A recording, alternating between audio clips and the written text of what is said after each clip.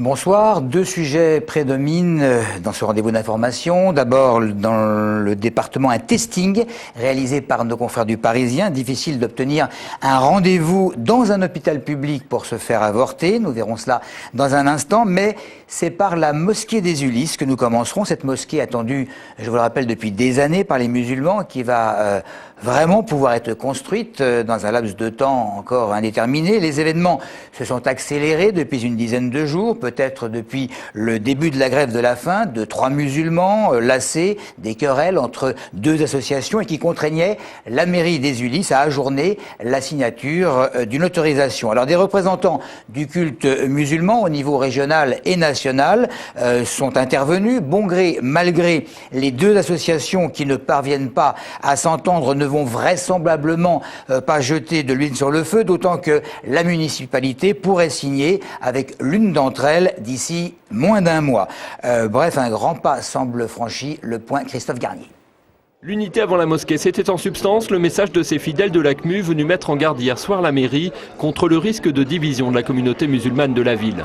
Forte de 700 membres, l'association reproche toujours à la commune de ne vouloir signer le bail de la mosquée qu'avec El Andalous qui est minoritaire.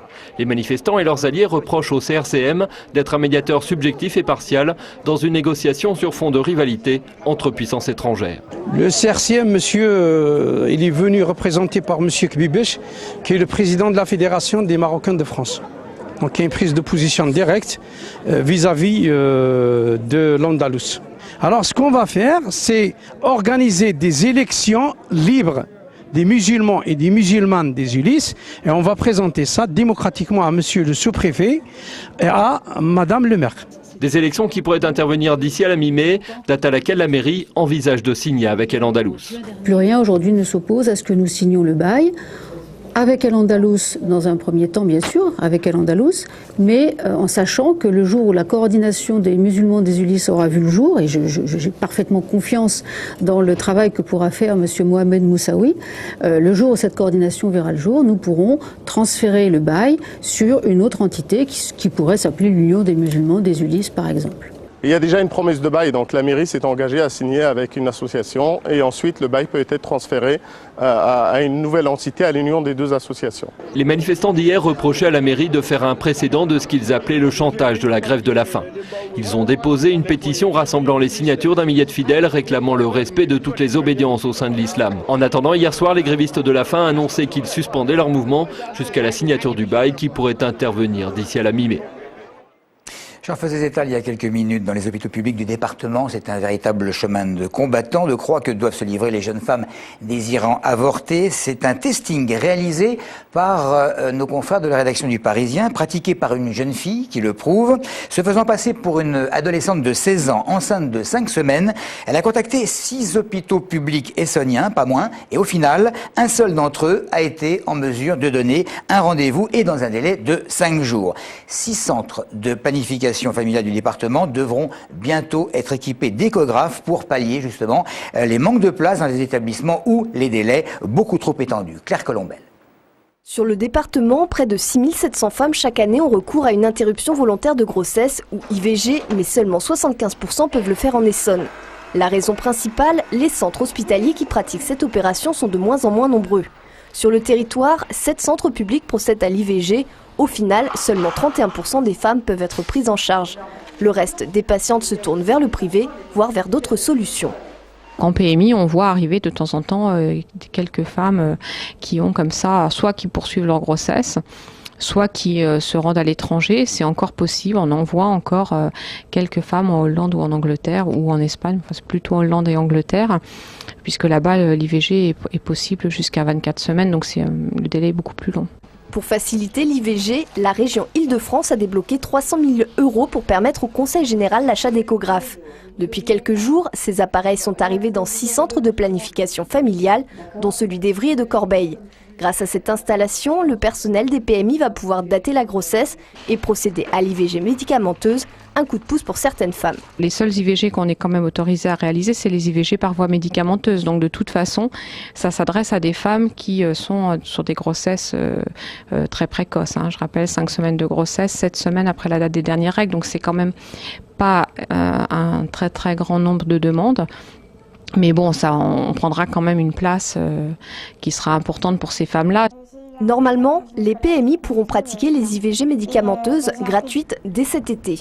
Avant, une convention avec les établissements hospitaliers doit être signée, un accord qui engagera notamment les hôpitaux à accueillir les femmes en cas d'urgence.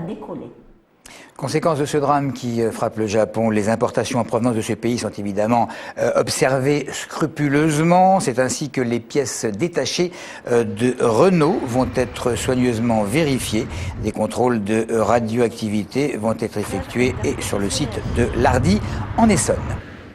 Des haches, des tire-bouchons ou un coffret à embaumer, ça peut se trouver durant plusieurs jours à Étampes. C'est la 15e édition du salon Collection Passion où 11 collectionneurs ont rassemblé des objets pour le moins originaux. Il y a vraiment de tout, comme ont pu le constater Tariq Aynouz et Florenissa. C'est à l'hôtel Anne de Pisseleu qu'a lieu la 15e édition du salon Collection Passion. Objectif de la manifestation, rassembler en un seul lieu les obsessions d'une dizaine de collectionneurs. Haches pour les uns, coquetiers et tire-bouchons pour les autres. Des objets hétéroclites qui nous font entrer dans l'intimité des propriétaires. Ces collectionneurs ont un point en commun, ils ont passé plusieurs années à déambuler dans les brocantes et les vides-greniers à la recherche de la perle rare. Des collections insolites qui séduisent les visiteurs. Ce sont des vieux objets qu'on a encore aujourd'hui dans notre quotidien. C'est ce qui est fascinant en fait, de voir l'évolution des choses. Dans tous les foyers français, on pouvait accueillir ces nouveaux objets qui étaient moins coûteux et moins lourds. Des objets du quotidien qui, avec le temps, ont pris considérablement en valeur. Le sujet principal de ma collection, c'est le coquetier.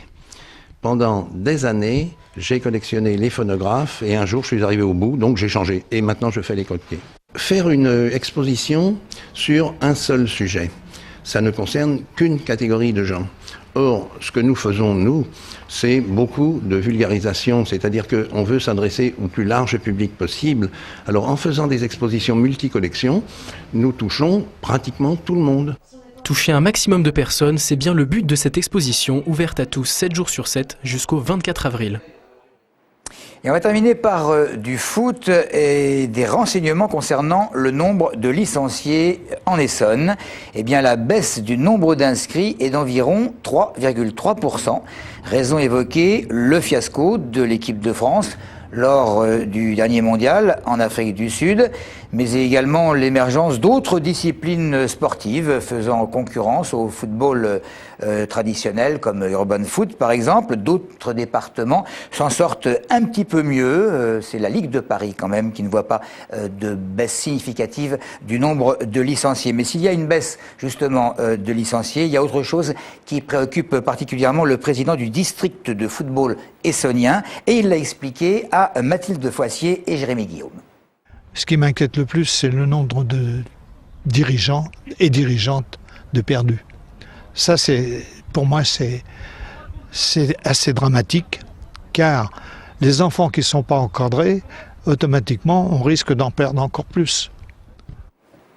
Voilà, c'est tout pour l'info. Merci de nous avoir suivis.